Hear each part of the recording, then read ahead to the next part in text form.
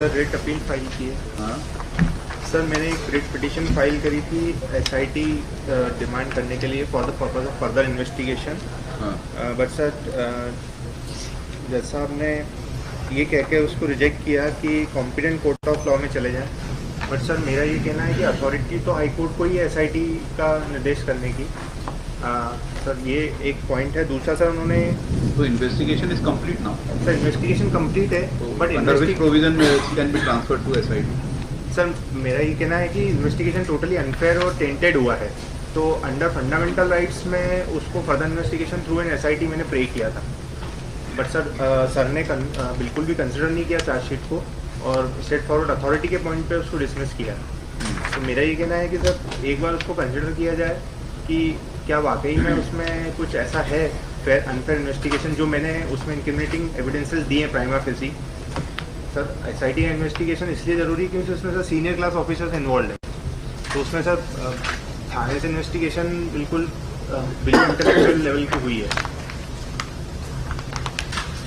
Sir दूसरा उसमें एक मैंने रिलीफ मांगा था सर, प्रोटेक्शन फ्रॉम क्रिमिनलाइजेशन के लिए डायरेक्शंस कुछ मांगे थे कि जब भी मेरे खिलाफ कोई केस रजिस्टर्ड होता है तो उसमें अरेस्ट पे सैंक्शन लगाए जाए, क्योंकि सर मेरे खिलाफ ऑलरेडी 7 केसेस दर्ज हो चुके हैं और सर पुलिस ने एनएसए भी लगा दी थी जो बाद में सेंट्रल गवर्नमेंट ने रिवोक की है। लेकिन सर का ये कहना था कि ये ब्लैंकेट प्रोटेक्शन है। सर मैंने कहीं भी ये नहीं लिखा है कि मेरे खिलाफ एफआईआर नहीं हो, मैंने तो ये लिखा है कि जब भी एफआईआर रजिस्टर्ड हो तो उसमें अरेस्ट में सैंक्शन लगाए जाए, एडिशनल कमिश्नर साहब उनकी परमिशन के बिना अरेस्ट ना हो। ऐसा कहाँ प्रोविजन है? सर प्रोविजन नहीं ना, मैं कहाँ बोल रहा writ court can issue writ only where there is a violation of statutory provision. Sir but ऐसे आर्बिट्ररी अरेस्ट भी can't be a blanket order कि आपको जब भी एफआईआर हो आपको उनसे पूछ के अरेस्ट किया जाए। नहीं सर ऐसा नहीं सर, उनके नॉलेज में अगर investigating officer sir arbitrary arrest हो रही है सर, टोटली प्रॉब्लम में आ रहा हूँ मैं। कस्टडी भी दे रहे हैं मेरी जबरदस्ती। उस इस पिटीशन में वो भी चैलेंज किया है मैंने कि कस्टडी बेमतलब दे जा रहे हैं सर वो लोग। इमीडिएटली अरेस्ट कर लेते हैं सर, एफआईआर के बाद 2 घंटे के अंदर अरेस्ट कर लेते हैं सर।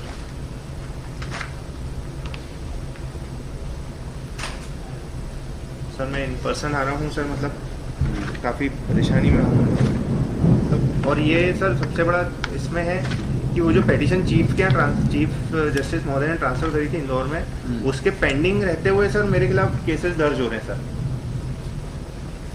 28 मार्च को सर आप ही के समक्ष लिस्टेड थी वो पिटीशन और 24 मार्च को मेरे खिलाफ एफआईआर हो जाती है सर और 25 को मुझे अरेस्ट कर लिया जाता है, कस्टडी में डाल दिया जाता है सर, एनएसए लगा दी जाती है, फिर सेंट्रल गवर्नमेंट रिवोक करता है sir NSA, declaring it there was no sufficient grounds for invoking NSA.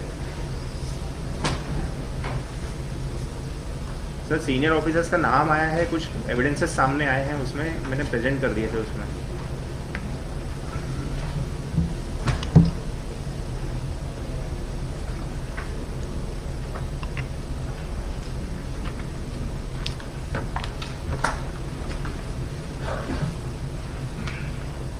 Last FIR कब हुई थी आपके खिलाफ? सर ये रिसेंटली 24 मार्च को सर। 24 मार्च? हाँ 24 मार्च इसके बाद तो नहीं। कितनी एफआईआर होगी तो? सर 7 हो गई है सर। सर 28 मार्च को आप ही के समक्ष वो पिटीशन लिस्टेड थी सर, जो चीफ जस्टिस महोदय ने भेजी थी सर यहाँ पे इंदौर के लिए। अभी आपके कितने केस पेंडिंग हैं? सर यहाँ पे सर काफ़ी हैं सर, 10-12 पिटीशन है मेरी। जितनी एफआईआर उससे केस लगा दी सर वो इसलिए क्योंकि सर नीचे ट्रायल कोर्ट मेरी कोई भी मतलब आईए भी रिजेक्ट कर देता है और इतने इलॉजिकल पॉइंट पे डिसमिस करता है। आप देखेंगे ना सर, मुझे परेशान किया जा रहा है सर और कुछ नहीं। You can't afford to engage a counsellor? Sir no, you don't want to engage? I want to engage but I have no you take a proper advice from a lawyer, then file an application, otherwise you will face the dismissal order if you will not file a proper application under proper provision of law. Sir CrPC में तो ऐसा कहीं नहीं लिखा है sir कि police officer के अलावा किसी को वो दिया जाए, तो मजिस्ट्रेट कोर्ट तो उसको यूं भी एसआईटी ऑर्डर नहीं कर सकता सर।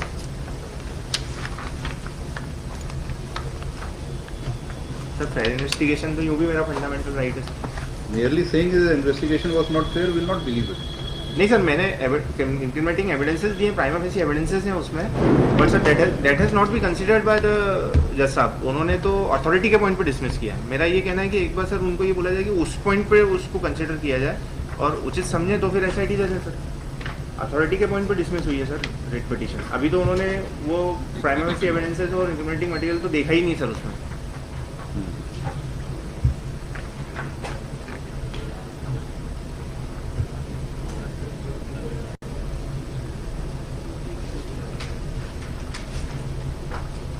सर बेसिकली अगर सर इसमें एसआईटी ऑर्डर होगी तो डेफिनेटली कंटेम्प्ट का भी पॉइंट निकल के आएगा, क्योंकि पेंडिंग सच पिटीशंस अगर मुझे ऐसे कस्टडी में ले रहे हैं एफआईआर दर्ज करके, तो कहीं ना कहीं interference in the due course of justice है सर। क्या इंक्रिमिनेटिंग मटेरियल आपने प्रोड्यूस किया रेड कोर्ट? सर वो सर चार्जशीट लगाए हुए हैं और कौन सा मटेरियल है जो सर मैं बता which warrants SIT investigation?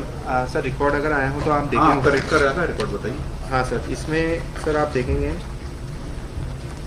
Sir एक तो 164 के ही कथन में स्वयं फरियादी ने स्वयं बोला है कि सर पुलिस कमिश्नर के निर्देश पे एफआईआर दर्ज हुई है, जबकि एफआईआर जो दर्ज हुआ है सर वो एक एप्लीकेशन पे दर्ज हुआ है which is address to SHO.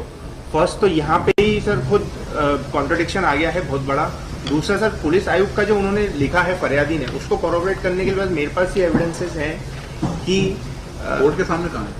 हाँ सर, कोर्ट के सामने कहाँ है सर 164 के कथन में कहा है ना सर, पेज सर 41 पे 41 किसका स्टेटमेंट है? फरियादी का सर, प्रोसिक्यूटर। हाँ, कोर्ट के सामने। हाँ सर, इसमें क्या पढ़ी, क्या पढ़ी? इसमें कहाँ लिखा कि इनके कहने पे हमने किया? नहीं सर, मैं श्रीमान आयुक्त के पास गया था और बताया कि मनीष मुझे ब्लैकमेल करता है सर। गया था, बताने कंप्लेंट करने गया था वो। हाँ सर, लेकिन एफआईआर जो रजिस्टर्ड हुई है सर वो जो एप्लीकेशन है that is address to SHO. केवल इतनी ग्राउंड पे आप नहीं सर, और भी जाना चाहिए, है, और भी है सर मेरे पास एविडेंस। बताइए ना। तो सर इसमें पेज नंबर 20 पे, पेज नंबर 21 पे सर आप देखेंगे इसमें 6 कंप्लेंट्स हैं जो मैंने पुलिस कमिश्नर महोदय को दिया था सर। इसमें मेन जो है सर, सबसे फर्स्ट कंप्लेंट जो है ना, क्राइम का आप इन्वेस्टिगेशन एसआईटी से कराना चाहते हैं, किस एफआईआर का? यही सर जो 24 मार्च को दर्ज हुई है इसका आप एफआईआर इसका एसआईटी से कराना? हाँ सर, क्योंकि इसमें जो एलिगेशंस उन्होंने लगाए हैं कि मैंने पर्टिकुलर 2 डेट्स पर उनको ब्लैकमेल किया एक्सटॉर्शन के लिए। उस डेट्स पे मैं वहाँ नहीं था, तो उनकी ड्यूटी बनती थी फेयर इन्वेस्टिगेशन के पॉइंट पे। सर मैं उस लोकेशन पे नहीं था, उनकी ड्यूटी थी कि वो मेरा सेलफोन टावर लोकेशन निकाले, मैं खाता, मैं उसको कोर्ट में होऊंगा सर, यहाँ हाई कोर्ट होऊंगा या डिस्ट्रिक्ट कोर्ट होऊंगा, जिस डेट्स का वो बोल रहे हैं फेयर इन्वेस्टिगेशन के। 24 घंटे आप कोर्ट में थे? नहीं सर, वो 3 दिन को नहीं सर बताया ना उन्होंने टाइम, 3 बजे का दिन का टाइम बताया सर उन्होंने। वो तो आप ही बता सकते 3 बजे आप कहाँ थे? तो सर उन्होंने तो मेरे स्टेटमेंट ही नहीं लिया ना सर, सबसे बड़ा पॉइंट सर। एक चीज सर मैं आपको बताना चाहता हूं, स्टेटमेंट लेने का कहाँ प्रोविजन है? सर नहीं है, बट फेयर इन्वेस्टिगेशन के पॉइंट के लिए तो लेना पड़ेगा सर पुलिस को, अदरवाइज उनको कैसे पता चलेगा कि मेरा क्या कहना है? वो पुलिस एविडेंस कब कंसीडर कहाँ किया जाता है? कोर्ट में किया जाता है, ना कि पुलिस इन्वेस्टिगेशन में। सेटल लॉ मिस्टर माटा, आप अपना डिफेंस में कोई पुलिस को नहीं दे सकते हैं। You can produce in a court. आप ये एक्सपेक्ट नहीं करेंगे पुलिस की आपसे भी स्टेटमेंट ले, आपसे भी मटेरियल मांगे।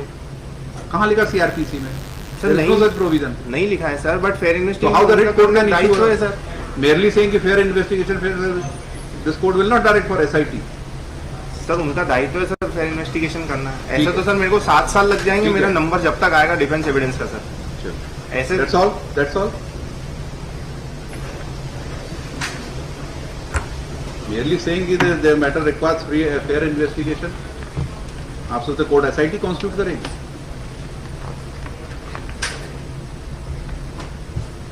सर मेरा निवेदन है एक बार रिकॉर्ड परयूज कर लें सर अच्छे से, क्योंकि उसमें कौन सा रिकॉर्ड आप कर रहे हैं ना? आप बताइए कौन सा रिकॉर्ड है?